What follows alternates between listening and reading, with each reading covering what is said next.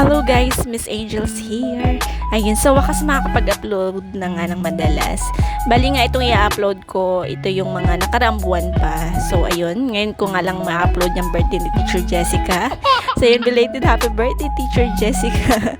Ayun, una-una na nga dyan si Aki Tot. Akala mo siyang may birthday. Ayun, at makalipas nga ang ilang buwan.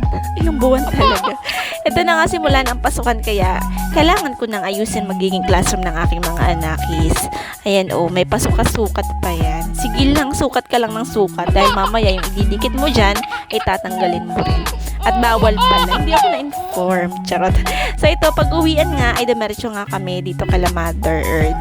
At bongga, nagpakain, tumama daw siya sa loto. Charot. Hindi yan ang anak niya. Ayun, at naimbitahan nga kami sa simpleng salo-salo.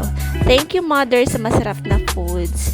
At yun, kinabukasan, eto, at back to work na nga. Bali, kakatapos ko nga niyan mag-ayos ng classroom ko. Ayun, simple lang naman yung ginawa ko sa classroom ko dahil bawal na nga daw ang tikit. Huwag ko na nga ipakita, baka may patanggal pa rin. Siguro ay ang calendar hindi man bawal, no? Mas maganda kasi may calendar sa room. Ako kasi madalas nalilimutan ko kung anong araw o anong petsa na. Kaya talaga naglalagay ako niyan. So ayan, dumako na tayo sa mga susunod na kaganapan sa aking buhay. Charot. Ayun, bisa-bisa nga ako niyan dahil may lakad nga kami. Last month lang pala ito, nagsimula na nga rin ang pasukan. Thursday ata niyan kasi kinabukasan may pasok pa kami. O diba, hashtag teacher niyong gala. Charot. Ayun, papunta nga pala kami kila Madam sa Makati, yung may-ari ng school. At ayan, nga pala yung sasakyan ko. Este yung sasakyan namin. Nag-grab na nga kami para hindi hassle at mahirap magpalipat-lipat. Mga ilang oras, ito at nakarating na rin kami dito sa condo nila Madam. Grabe, ang lula ko dyan. Taas ba naman? So, nandito na nga kami sa kwarto ng aking pinakamabait at pinakamagandang amo. Baka lang mapanood, malay nyo. Charot. Ayun, napakasarap talagang maging amo niya ni Madam.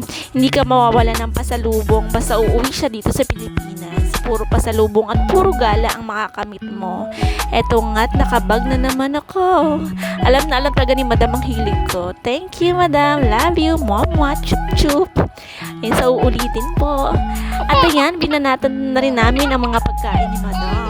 Kanina pa nga kami gutom kasi konti nga lang kinain namin nung tanghali. Siyempre alam nyo na, pag yan si Madam nagyayan ako, ihanda mo na ang tiyan mo at siguradong hindi ka uwing hindi nadadagdagan yung timbang mo. Charot. Medyo mahaba pala itong vlog ko ha. Pagtyagaan nyo ng panoorin. Naipon eh.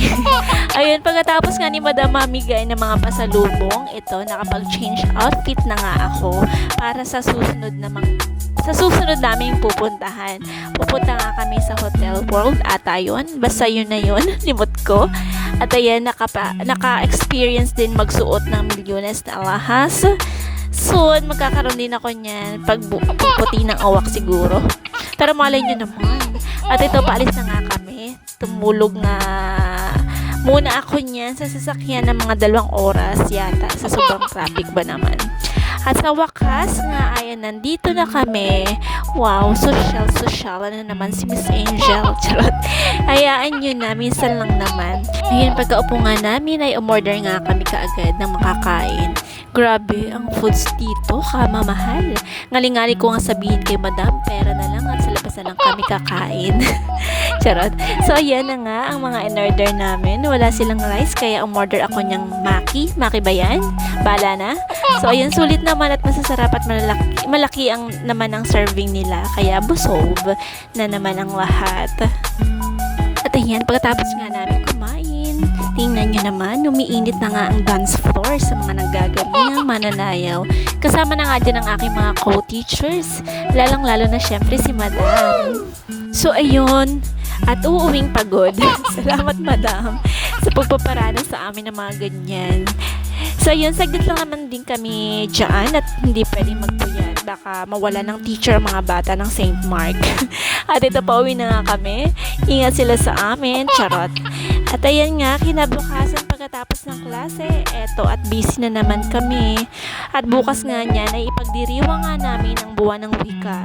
At syempre kami ni Mother Earth ang nakatuka para dyan. Although kakaunti nga kami, nakakaya naman namin lahat-lahat. Pag teacher ka nga, kahit imposible nakakaya nga. Tiwala, tulungan lang ba, ganon. Kinabukasan na nga ito at pinagdiriwang na nga namin ang buwan ng wika. Sa mga nais pong mapanood, punta lang po kayo sa page ko, Miss Angel. Nilive ko nga po para kompleto. Matapos nga ang pagdiriwang, eto at dinaanan kami nila Madam at igagalangan na naman kami. Sabi ko naman sa inyo, ayun, pupunta daw kami ng San Antonio ba yun? Yain na basta yun. Pasensya na medyo hindi ako matandain sa lugar. Basta ang alam ko kakain kami sa malayo. Ayun, nandito na pala kami sa Rose and Grace. Dito pala kami daw kakain. Masarap daw kasi dito ang bulalo at binabalik-balikan nga nila Madam. So ayan nga mga pagkain dito. Ang sasarap nga, tingin pa lang. Talagang magugutom ka na. Ayun, tingnan nyo naman ang dami na naman ngang in-order nila Madam. May na-take out pa nga kami ng mga lagay na yan. At ayan, natapos na nga kami kumain. Bago nga kami umuwi ay ito, dadaan nga daw muna kami kay Padre Pio. Lapit nga rin ito mula doon sa kinainan namin. Ayun, pagkatapos nga namin, dyan, fast forward, ito, at nakauwi na nga kami. Grabe, napaka-bless namin ngayong araw. Thank you, Mom and Sir, and also thank you to Lord sa lahat ng blessings. So, ayun lang, salamat po sa panonood. Babush!